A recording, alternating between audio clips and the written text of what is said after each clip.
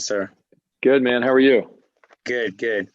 Um, how did you decide to produce this story, and what first attracted you to the story? Yeah, I mean, like a lot of people back in 2006, when it became this national story, I first saw it on College Game Day. They did a whole piece on it, and I just remember watching it and being really moved and emotional just from a 3 or 4 minute clip.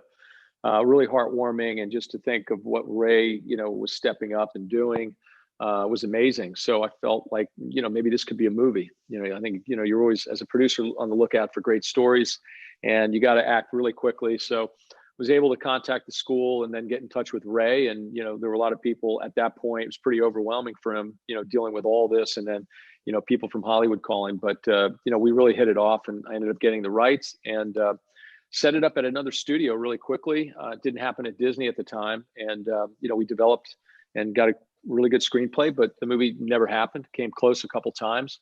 And then, over the next, 12, 13 years, just always kept in touch with Ray and always said, hey, listen, I love the script. I love this project. I'm never going to leave it. And, he reminds me that I told him, I don't even remember this, that, whether it takes a year, 5, 10, 15, 20 years, it could take that long to get made. And I think it ended up being 14 years from the time I met him when Disney Plus announced their platform a couple of years ago. That's when I brought it back over to my former home, and where I made a lot of movies, and it just was a perfect fit.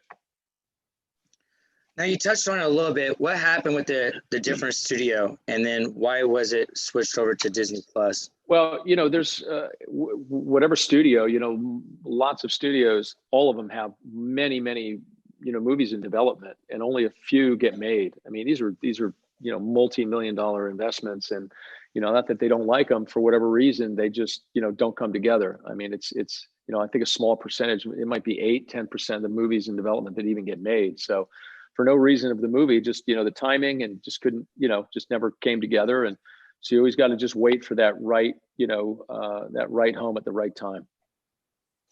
And then a lot of people were contacting Ray, trying to get his story pitched. How did you convince him to go with you guys? I think at the time, I had only done a couple movies, but I had done The Rookie, Miracle, and I just finished Invincible football movie. And, I just talked to him about, how I saw it. I was pretty honest with him. I was a former athlete. I played at University of Maryland. I pitched there, and, played at Clemson. And, I just was familiar with sports. I think he felt like there was an authenticity maybe with me, and a comfort. So I think with anything, it's, you kind of go with your gut. So it just really kind of, we hit it off. Can you tell me about that first meeting that you had with Ray? I just remember it was over the phone. We had to go through the school, and then, got contact information, and it was a long time ago, but I just remember talking to him and told him who I was, and told him how amazed I was at his story, and just said, I'll always be honest with you, and always work my hardest. And I think at the end of it was probably about a 10-minute call. He just said he'd get back to me. And then, I think a couple of days later, I got word back that, we're going to get the rights.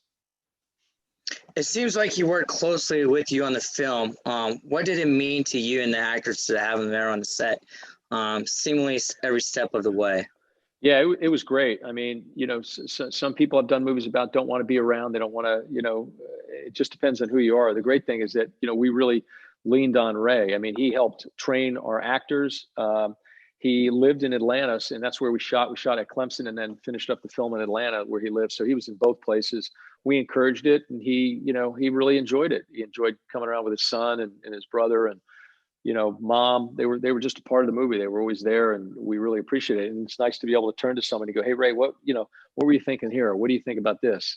So I think he really enjoyed the process. I think it's really can be overwhelming and surreal, and those are the words certainly that he's using now at this point, because it does almost, you develop it over the years, and you're always working on a screenplay, and then you're reading a screenplay, and maybe you have input, but until the movie then starts to go and then gets made, and then there's that wave of the movie getting made, and then you kind of go away for 6 months to a year as the movie's being built and post and edited. And then you don't really think about it for a while. And then when you see that first cut, it can be overwhelming, and it's really satisfying for me. That's the favorite part of what I do is when you have a good movie, you end up showing it to the people that it's about, and you watch their reaction. What was the process of finding and casting Jay? And once you saw him, how did you know that was the right person for Ray Ray? This was more of a discovery. So we read hundreds, if not thousands, of kids. I mean, those start really, really deep. You get people to put themselves on tape. You do auditions. The people. It started with Disney casting. That's who started it off until we got our casting director on board. So we just looked through tons and tons, and they would put the kind of best auditions, but you're still looking at 50 auditions. And I remember our office, we got our first big batch that had a lot of readings on it. And strangely, we chose Jay and Thaddeus. Those were the two favorites in our office of these actors. We knew it was probably not going to happen, but just at the time, from what we saw, these were the two we liked the best. And the two of these kids made it to kind of the finals, where we brought 4 or 5 actors in for these kind of chemistry reads, where you're just rotating out the Ray character and the Jay character, and seeing who works the best. And I just remember when Jay and TJ were in the room together, and I remember taking a picture, and I just was like, oh man, holding my breath, because I really was rooting for these two to get it. And Reggie Hudlin, our director and casting, we all felt, man, these are the two. So to kind of start from the a big pile and having your favorites, and them being cast is pretty amazing. We got it right for sure. What did Jay Reeves bring to this role? First of all, he was athletic. He kind of resembled Ray, but he had this kind of heart, and he's a really good actor. I mean, I think, listen, if you get to the point where you're the last 4 or 5 being called back, you're all really good actors. Then it's about something that you feel, all right? It's something that, as a producer or, a casting director or director or studio executive, those are the 4 kind of, points of views when you're casting. It's just something you feel and you end up agreeing on. And a lot of times with actors, you do come to agree on who the choice is. You might have differing opinions, but you might come around to a certain choice. But I think it felt really unanimous that we had the right 2 people, and I think Jay was just amazing. How did director regional get involved? Once again, the most of what I do is work on screenplays. For every movie I've done, there's years of work behind it. And we had Nick Santoro had wrote the original screenplay and then wrote some more on it, and then we brought in Randy McKinnon, who did a fantastic job with some of the details of the movie. He had played football at Syracuse, was about the same age as Ray. They knew some of the same people. So they really hit it off. And again, it's just trying to get layers and moments and nuance into a film. So once the studio felt like the script was at a good enough place, then that's the next step. And usually once you get a director on board, you got a pretty good chance of making the film. So when we brought Reggie on, we continued to work on the screenplay, and then we kind of got our green light. They have you budget the movie and figure out the cost of it, and then they usually tell you, okay, here's what you're going to make the movie for. You show us where you're going to make it and how you're going to accomplish that, and then you get your green light and you go and cast it. You've done a lot of other sport movies, and personally, I like The $1 Million Arm the best, and I thought it was absolutely terrific. Thank you. Yeah. You're welcome, sir. What were some of your biggest challenges in doing a football-themed movie? The biggest challenges are you got probably 100 players. You've got to cast guys. It's uniforms. It's just massive. It's basketball. You got maybe 15 guys. Baseball, there's less guys. Baseball's challenging as well, but and you can see the faces of the people in baseball. It's harder to double. The good thing about football is you can double a lot of the guys. Now, we had our actors do a lot, so there weren't a lot of doubles except for some of the bigger hits that you don't want to have your actors maybe have an issue with. So football's just a lot of guys. It's a lot of manpower to kind of organize and get everybody in the right place and pull it off. They're just big productions. Now, you had a film during the halftime of an actual Clemson game. What was that experience like? Does that make it more stressful, having all those people watching you? And were you able to feed off of that energy? And did you have to film that Just one halftime or multiple halftimes? No, we got one halftime. We had about 9 or 10 minutes, and stressful. What's the next level above that? But with that stress comes like just a feeling of, I mean, we were all overwhelmed. We didn't know what to expect at halftime because it was against UNC Charlotte. We purposely chose a game that wouldn't be as intense. You know, there's very little room in Clemson. It's a small school, but when people come in on game day, you don't have a square inch available. So we felt like, you know, we were going to pick that game. It worked perfectly in our schedule, and because we started on campus, and you just hope for the best. We had shot that whole week leading into it, and a week and a half leading into it. So it ended on that game day. And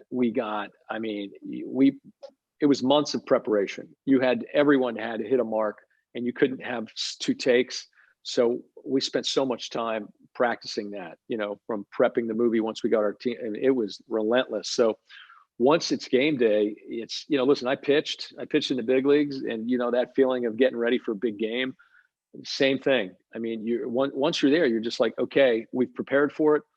It's going to happen. I mean, I was up in the booth with the PA announcer, and I was kind of feeding him lines, you know, and making sure that he said it at the right time in the right place, and making sure, and looking down at 85,000 people. The actors that were down there, it was surreal. I mean, it was so loud. They said it was the third loudest they'd ever heard that stadium. They were like, you know, once against Florida State, once against Notre Dame, and then this one. And we didn't know because you can leave at halftime. They let you leave and come back, and you can go and tailgate and then come back. In a game like that's kind of a little out of reach. You don't even know if people coming back. But we had promoted, and everyone in the community and just everyone in the school and the local news media, they really put the word out. So when before halftime, you started hearing the crowd just go nuts, and our guys were starting to assemble up on Howard Rock, and now the team is down here. It's still before halftime, and you hear this noise, but they're not cheering for the action. They're cheering for the guys because they know a movie's happening. And it was just like everyone fed off of that, and everyone just started going crazy. When the Clemson team, because we started we had to get the Clemson team off, and I remember Dabo being interviewed, you know, at halftime, and it got so loud he couldn't even hear. And the woman, you know, interviewing him was like, "Hey, you know, by the way, you got this movie. Are you aware? Are you going to be in it?" And he was just like, it was so loud he couldn't hear. And he starts laughing. He's like, and he just stops and he's looking and he's laughing. And then he's like, "Hey, listen, you know, I'm in the movie. You're in the movie. We're all here in the movie." And then he just starts laughing again, looking, because it's got so loud in there. It was like you couldn't even hear yourself. So once we did the whole thing, and you got to see it on film. You can see little clips of it, and it's like, it's hard to kind of reproduce that. So we had those 10 minutes, and man, the crowd was such a part of this film. I'll never experience anything like that again. What do you want the moviegoers to experience with this film?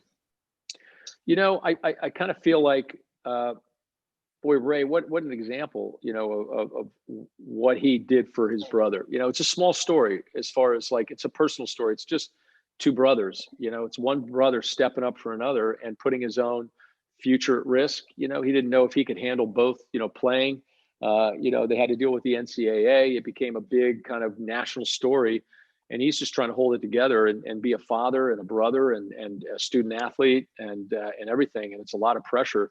So, you know, I feel like people just can be inspired by it, inspired for these seemingly small stories that can have a big impact. Last question, if you don't mind, how did a former Major League Baseball player become a producer in Hollywood? And what would you say to those that have goals of producing movies? Oh, you know, I didn't set out to be a movie producer. I lived in Los Angeles in the off season when I was playing. So over the years, you know, just friends of mine, you know, were in the film business. So it just happened like I knew an agent, I knew a writer, I knew a director, and there was kind of a big group of us. And, you know, I was kind of on the outside of this group, and they were all in the film business. So it was kind of second nature. When they'd huddle up and start talking movies, I would kind of pop out and, you know, just tune out a little bit. And then, you know, I wanted to move back to California, and I had done some other things after baseball after I retired. And I'm like, you know, what can I do? And, you know, everyone was in the movie business. So I said, you know, maybe I'll try this. And that was it. Just tried it. Worked out of a garage, and, you know, just self-taught. Didn't know anything, but I knew people, which was a big plus. And people were gracious and helpful to me. But if I didn't find good stories, I don't think it would have gone anywhere. And the big break that I had was The Rookie, and that was our first film. I found that story in 1999. I'm reading Sports Illustrated at the doctor's office, and I came upon this little article, and I'm reading about this teacher who's 35, who the story of how his kids, they had this challenge and they won this, and he had to try out, and I'm reading it, and I'm like, this guy's in AAA, a step away from the big leagues. And then at the end of the article, it said he had played a little bit of minor league baseball and signed in 1983 with the Brewers. And I'm like, that's when I signed. And I looked at the name. The name didn't register. And I said, Jim Morse. I'm like, oh my God, I played with him for 3 years. We roomed together one spring training. You're like brothers with all these guys. I actually got my start in rookie ball because he got hurt, and I got a spot starting through a shutout, and I was never out of the starting rotation after that. So, I was a 15th round pick, barely, made the team, and ended up getting up to the big leagues. And, I played with Jim a lot. And, when you finish with ball and you kind of move away, it's funny because, you don't keep in touch with these guys a lot of times, but boy, if you see him again, you pick it up right where you left off. And when I read that, I was just like, oh my God, I got to get this story. And, long story short, it was really, really competitive because I had gotten to it first and no one even knew about it at that time. And we were about to secure the rights for Disney. And over the weekend, this is a long story, but, Jim's agent, he had just gotten an agent, this attorney, and he was going out of town. And he said, listen, let me know I'm leaving Friday morning and I'm not going to have cell service, but, and we thought we would know from Disney whether they wanted to buy it Friday morning. Friday morning comes around. We can't get a hold of the agent, the attorney. And he said, I'm going skiing. I'll be back Tuesday morning. We'll talk then. Well, all hell broke loose because over the weekend, Jim gets called up to the big leagues. And it's not even that was the big deal. The problem was that, and I know Bill Plaskey's a friend now. I'm adapting a book that he's writing right now. But so Bill Plaskey, Tuesday morning, we wake up, we have this call set, on this little movie that we're going to now, that no one knows about. And we open up the LA Times, and on the front page is a story, the whole front of the sports page is about Jim Morris, because they went from playing in Texas to come and playing the Angels. And Pulaski had written this incredible 3-page article on Jim Morris. So the whole town read it and went after it. And, I'm in a garage going like, oh my God, who am I competing with? We heard Spielberg got it. We heard this person got it. Like everyone was trying to get it, literally. And 5 days later, I ended up getting the rights. I reconnected with Jim, and he came up to Disney, and we had to really sweat it out. But that was the big break. It was like, had that movie not happened, I don't know what my career would have been or what path it would have taken. But that set me on this course of finding and doing these great iconics, some small, some big, like Miracle and Secretariat, but then some small, like Invincible or $1 Million Arm or McFarlane. It doesn't matter the size or how much people know about it. It just has to be inspiring. So yeah, it was, you just got to work hard. The advice, I was 34 when I started, 35 with no experience. So, if somebody wants to follow that path, you can do it. And, I make movies about underdog stories. So yeah, it's fun. Mike, I really appreciate you making these movies. As you know, sports is a platform to change lives, and sports and movies, they kind of bring people together. And then when they see other people overcoming obstacles, it feels like they can overcome obstacles as well. So I just wanted to say I appreciate you making these type of movies, and hopefully we see more of these sport movies and underdog movies in the future from you. Oh, thank you. I appreciate it. Thanks, Donnie. You're welcome.